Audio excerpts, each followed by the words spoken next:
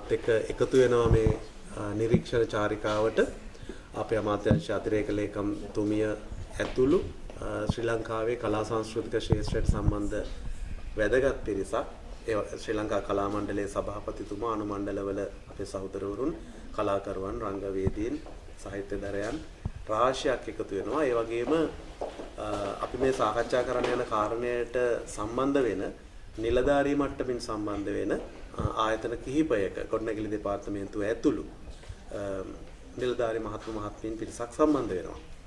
ඇත්තටම අද මේ අපි රැඳිලා ඉන්නේ බත්තරමුල්ල අපේ ගම ජනකලා කේන්ද්‍රයේ තිබෙන භූමි පරිශ්‍රයේ ලක්සල හැටියට ක්‍රියාත්මක වෙන ගොඩනැගිල්ලේ ඉහළ මහලේ. විශාල ඉඩ ප්‍රමාණයක්, ගෘහ භාණ්ඩ ප්‍රමාණයක්, ඒ වගේම යම් ආයෝජනයක් කරලා තිබෙන ගොඩනැගිල්ලක්.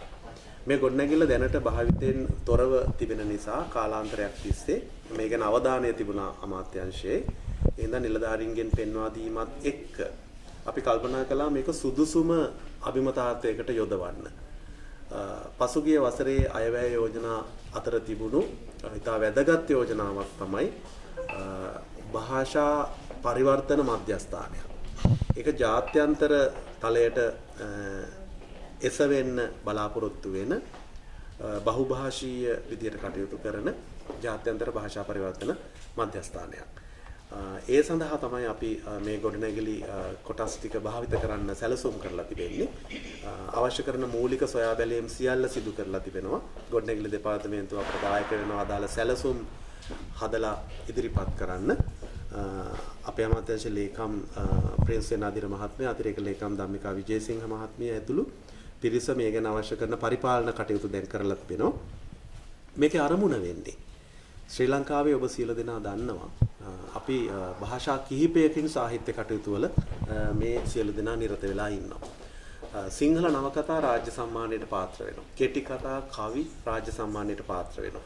ඒ වගේම තමයි දමිළ බසින් ලියන, දෙමළ බසින් ලියන කෘති සම්මානයට පාත්‍ර වෙනවා.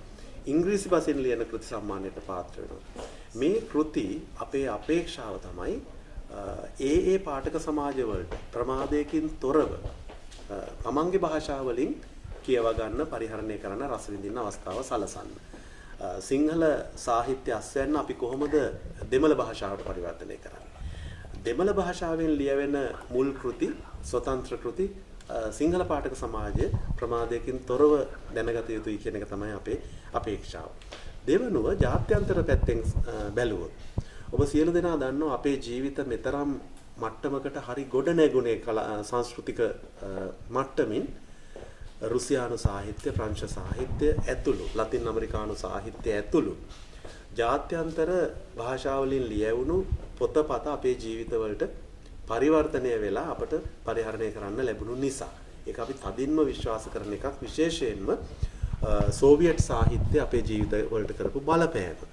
ඒ නිසා අපි අපේක්ෂා කරන්නේ බුකර් සම්මානය වෙන්න පුළුවන්, නොබෙල් සම්මානය වෙන්න පුළුවන්. ඒ වයින් පිදුම් ලබන ජාත්‍යන්තර තලයේ විශ්ව සාහිත්‍ය ප්‍රමාදයකින් තොරව අපේ සිංහල දෙමළ පාඨක සමාජයට දායාද කරන්න. ඉතින් මේ සඳහා අවශ්‍ය කරන සංකල්පීය සැකසුම් දැන් කෙරලා තිබෙනවා.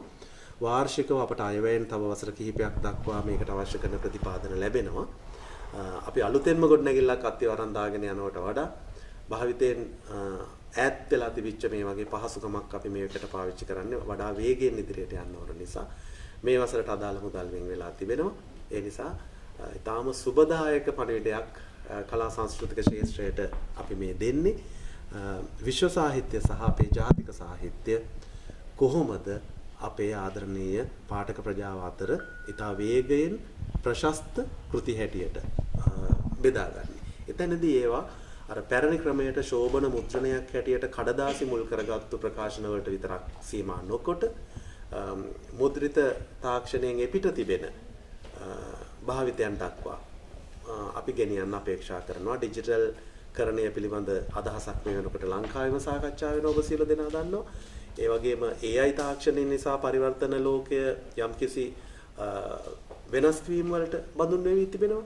මේ සියල්ලම සැලකිල්ලට අරගෙන අදාළ පුහුණුවීම් ලබා දීලා මේ කටයුතු කරන්නයි බලාපොරොත්තු වෙන්නේ. එතෙන්දී මට අවසන් වශයෙන් සිහිපත් වෙනවා මේ වන විටත් සබරගමු විශ්වවිද්‍යාලය, කැලණි විශ්වවිද්‍යාලය සහ යාපනයේ විශ්වවිද්‍යාලය පරිවර්තන විෂයට විශේෂවේදී උපාධිධරයන් අවුරුද්දකට එක විශ්වවිද්‍යාලයක් 25 බැගින් 75කට වැඩි ප්‍රමාණයක් බිහි කරනවා.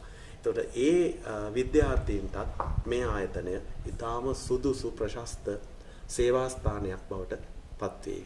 මේක ඉතා හොඳ කටයුත්තක්. අපි බලාපොරොත්තු වෙනවා තාම ඉක්මනින් මේකේ ප්‍රතිඵල අපේ රටේ ප්‍රජාවට බෙදා හදා දෙන්න.